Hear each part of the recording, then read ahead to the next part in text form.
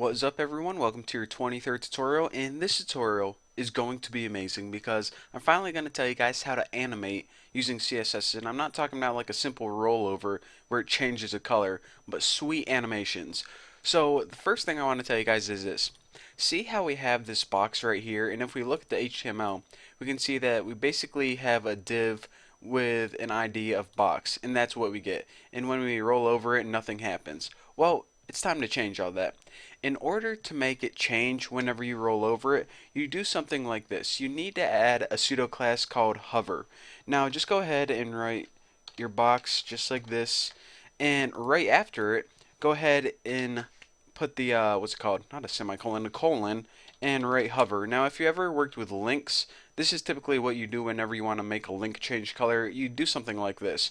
But in this hover class, you write what do you want to change, and what we want to do, since we're working with those transformations, is we're just going to hit WebKit transform, and remember, when we transform it, we mean change it somehow. So now we want to say how we want to change it. Rotate 45 degree. I just make something really obvious like that. Now if I go ahead and save this and refresh this beast right here, refresh, whenever I hover over it, check it out. It goes 45 degrees.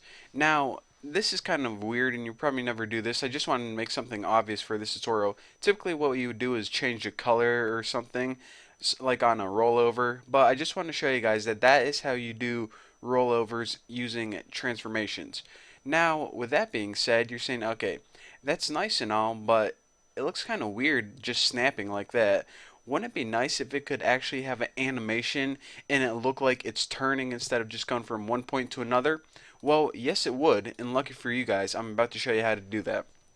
Now, what you need to add is something called a transition. Now, whenever you add this transition, it pretty much takes point A and point B, which is your starting and ending point, and it fills in all the things automatically for you. You don't need to make all the separate little animations.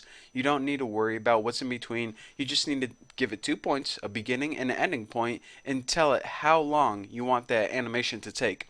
And you do it like this. Hit WebKit transition. Hold on, I said there. Transition. There we go. Can't type and talk at the same time today, evidently. And after this, it says, okay, you want to animate something. You want something to become a transition. First, it's going to ask, okay, what property do you want to animate? Well, our property that we want to animate is right here. And the reason we need to give it the property is because of this. Right now, you see how it starts out like at a regular angle, and then when we hover over it, it turns 45 degrees? That's one property that we can change. We could have also changed the color of it or the size of it. So whenever we animate this, we say, okay, whenever we're working with our animation, we only want you to change this rotation right here, this transformation. So it says, okay, I'm going to change this transformation right here, but how long do you want the animation to last? Do you want it to turn for 1 second, 2 seconds, 15 seconds? Well, we'll just give it something not too fast so you guys can see. I'll give it like a 1 second transformation. So again, whenever you want something to animate, you need the WebKit transition property and then write what property you want to animate and how long. And now if we go ahead and refresh this, whenever we roll over it, let me center this. Now you can see it has a nice, slow transition. And actually, let me go ahead and change that to 2 seconds. I don't know on my screen recorder how well that's going to show up. So now it should be good if I center this beast and check it out. A nice, well, I was about to say slow animation. A nice, slow animation. That's kind of a tongue twister. Nice, slow, nice, slow. There we go. So as you can see, whenever you hover over it, it rotates 45 degrees, and whenever you hover away, it goes back to its normal position.